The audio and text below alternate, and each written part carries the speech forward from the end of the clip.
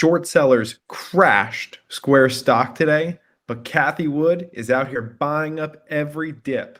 I'm Gav Blacksburg from Wolf Financial. I'm here with Evan from Stock Market News. We're going to give you the full story on this insane turn of events that happened today. Before we do that, make sure that you are subscribing to the channel that you are watching this on. Like the video. We're going to go ahead and hop right into things. Starting out hot, Hindenburg Research came out today and posted after a 2-year investigation. They concluded that Square, ticker symbol SQ, systematically exploits the demographic that it claims to help.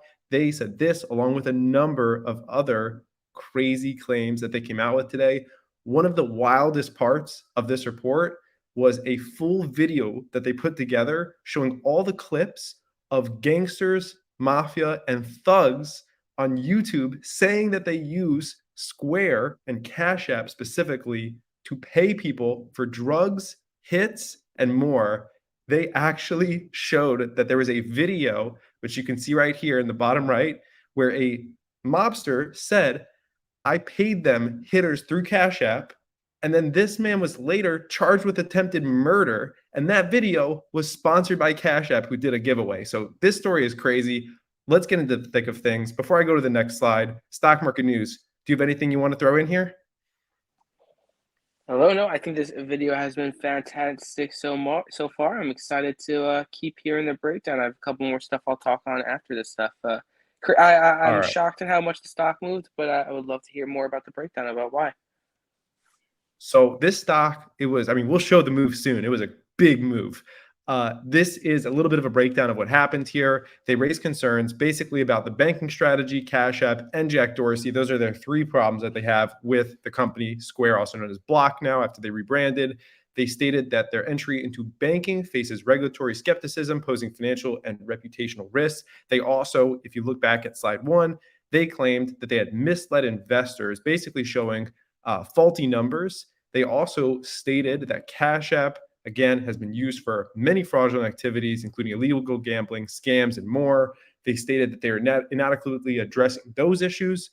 They stated that their rapid growth is probably unsustainable due to increasing competition, regulatory scrutiny.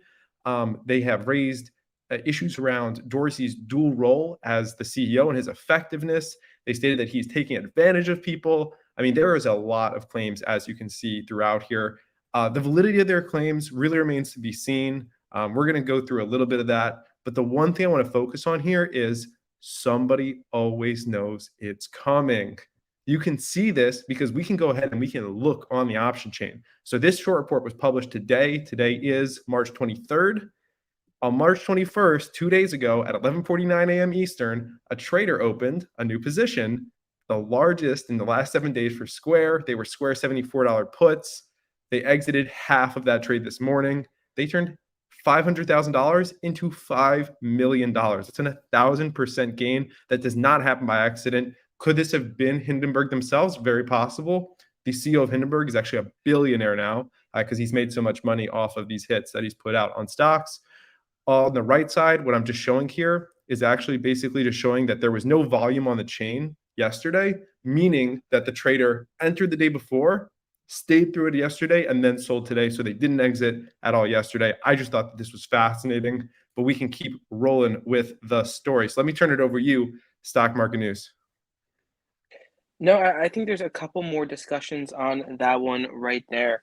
I think the fact that it is not a good thing that people can go on and really kind of talk their book with zero disclosure. So I don't think this is a good thing at all, but it's definitely not exclusively a short seller thing as well. I feel like a lot of people kind of have hatreds towards short sellers, but so many CNBC guys or whatever, or the people that they have on come on there, really do kind of talk up their book, and we don't know what they're holding. They only have to update it on 13Fs. So that's something interesting to watch. How do you feel about that one? Yeah, no, I'm in the same boat as you, but to be honest, it's really hard, right? Because people are talking about these things every single day. How should they go about disclaiming them? Where should they put those disclaimers? Should they disclaim position sizing?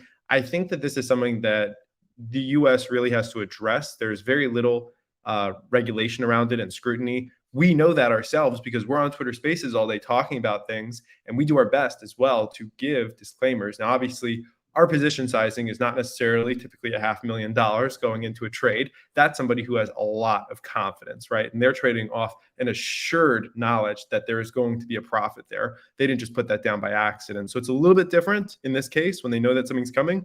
But we've seen insider trading of all types, specifically in the government, all the time in the government, in fact, and it's still coming out now. We just found out. I mean, I'm sure that you saw this.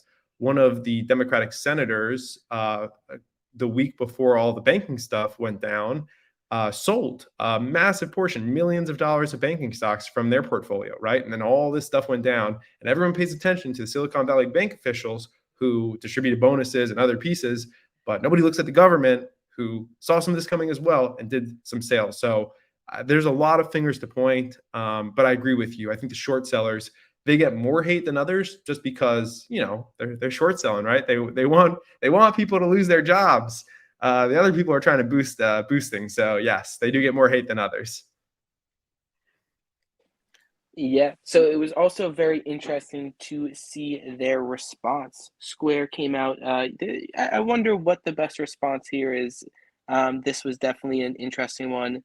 They did come out and basically say that we intend to work with the SEC and explore legal action against Hindenburg Research for the factually inaccurate and misleading report they shared. So I feel like that's the first reaction a lot of people have when this stuff does go down, to kind of say we're going to sue, but we'll see how much does come out of that. What did you think of that reaction? Yeah, Did you think it was the best course?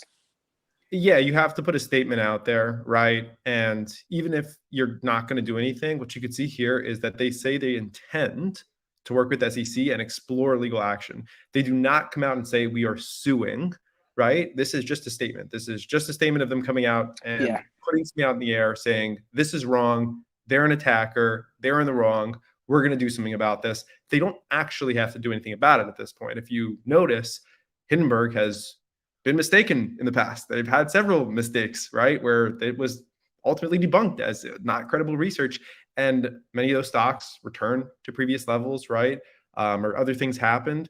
And honestly, in today's world, the move seems large, but not crazy exaggerated from what we've seen. So I have a feeling that Square does not want to open up the can of worms here. My opinion is that they will likely maybe send one letter or two to Hindenburg. Hindenburg already has put this out there. They've already made their money. I think they're moving past it at this point, to be quite honest.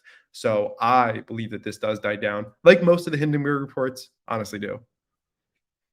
the only other thing I want to point out here is just how short this report is. This reply from Square Yeah. is. I don't know if this is just like, hey, let's get this thing out right now. Maybe we get something out tomorrow, or maybe we get the whole weekend to react and a real kind of reply on Monday. But I know I did not cut it off. There's only like an about Square section below this. That's Yeah, really we the didn't. meat of the reply there. But yeah, I think another thing that really did surprise me, and we kind of mentioned it a little bit earlier, was how much Hindenburg was able to move Square stock. Square was about a $45 billion market cap company. It was down, I want to say about $7 billion, $6 billion, something like that. But Jack Dorsey's net worth was down $526 million just in one day. That's a lot of money to be down. But I think that's crazy, and I think it's equally as crazy looking at that stock chart right there. How much Hindenburg Research they can move the stock right now. I think that after that Adani Group one, that has them in pretty high regards right now. Yeah, last time they shorted all of India, right? And so now this is happening. And that Adani Group one, I mean, that ended up being a very serious one and significantly cost Gautam Adani, right, in his pot. I think in like top three richest people in the world. So we'll see how this one does plan out. But yeah, like you said, I think at one point it was down like 20% at the low of day. Pretty sizable move for a stock of this size, which is still doing pretty good. I mean, I'll take a look at this real quick, and then we can go into the other piece that I know we wanted to hit on. But if you take a look at, Square, just from an objective perspective, right? I'm just saying, compare it against the sector median in number of cases and stuff like that. The company, they've got good growth, good momentum. I'd suppose the profitability is not the best, but it's not a company that you would look at and go, all right, they deserve a 20% haircut necessarily, in my opinion. I think trading now around 61, especially, but I always saw the 70 to 75 as the fair value for the stock, having run a DCF model on it. So I just think it's interesting where it's at now. But I know we want to get into a big topic here is Square was falling today, but people were buying, and one of those people specifically was Cathie Wood, who was actually, as you can see here, not only buying Square but selling Tesla to do it. Evan, tell me about what she's doing here. What's she thinking? Yeah, so Cathie is clearly showing her confidence in Square. She did buy a tiny bit more Square in a different one of the smaller portfolios on the bottom, but this is the meat of the move. She went ahead and sold Tesla. So that could kind of tell you how the exposure is. It was getting to a large position in that portfolio, so this was kind of getting close to inevitable. But this was a decisive Sold Tesla to buy a lot of Square. Bought 275.5 thousand shares in the main ARK ETF. And she also bought some Coinbase today, which was down for a different reason. We'll talk in a second. But Cathie Wood is really kind of selling her core Tesla position and taking up a complete opposite against Hindenburg Research. So a little bit of a fight. Maybe we try and get them on a Twitter Spaces. I think that would be a fantastic conversation. So maybe we need to start pitching that a little bit. But yeah, that's definitely a thing. Do you have any thoughts on kind of Cathie Wood taking the opposite side of Hindenburg Research on this one? I currently have a Tesla call in place. There's been a history of stocks ripping after Cathie sells. So I am looking forward to seeing what happens with Tesla tomorrow. That's all I will say on the Cathie stuff. One thing I will say, though, as you were pointing out there, is she was also buying Coinbase, which had a massive down day today and yesterday. In fact, Coin right now, let's just see because we're not going to have, I believe, the stock chart on there. Coin at the moment finished today down 14%. At one point, they were down 20.65%. They are now down 5.5% on the week after having an incredible week with the rest of crypto. So just taking a look at this, they did get that Wells notice. You want to cover that? Yeah, so this was pretty interesting. You can kind of see it there. It just means that the staff have said that a preliminary determination to recommend that the SEC file an enforcement action against the company. So it's not saying that we have or are going to, but maybe we should. Is how I would classify it. Coinbase did come out today and really kind of come on a Spaces and was more or less trying to gather the troops, tell all the crypto people that they should help fight against this and that they shouldn't come out with just threats and they should work together. So we'll see on this one. This is an interesting development, but it did send Coinbase stock crashing pretty hard today, as you did say. So that's an interesting watch there. Yeah, absolutely.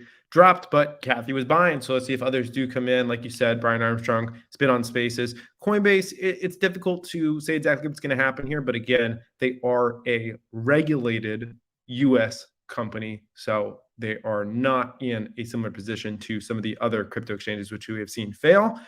Could they sustain around in the banks? Who knows? To be decided. That is going to do it for today's video, though. Thank you to everybody that made it to the end of the video. One more time, please remember to go ahead and subscribe to the channel that you are watching this on and to like the video as well. We do these completely for free. We're trying to bring breaking news to the masses as fast as possible, especially things which could affect your portfolio. Evan, is there anything else you want to share on this one? Nope, appreciate that. If you enjoyed the video, make sure you like, drop a comment, and subscribe. Perfect.